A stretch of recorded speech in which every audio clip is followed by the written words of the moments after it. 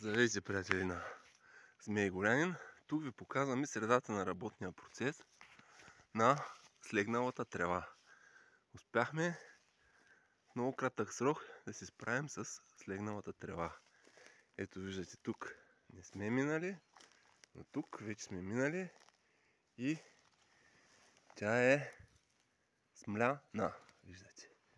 Има на места полегнало, но вече няма тези гадни дълги треви. Всичко е смляно, като по края вече ще минем да го оберем и тук тази полянка от сещате се ето това състояние в края, придобива ето това хубаво състояние, което е посред. Ето, вижте тук, всичко ще е.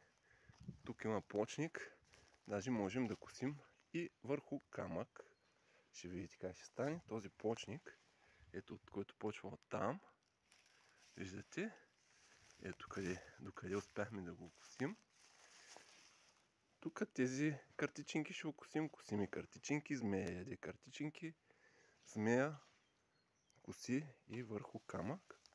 И ето тук този плочник ще стане пак плочник, а не някаква такава сбирщина от картичинки, от трева, от капини и всякакви други нежелани растения.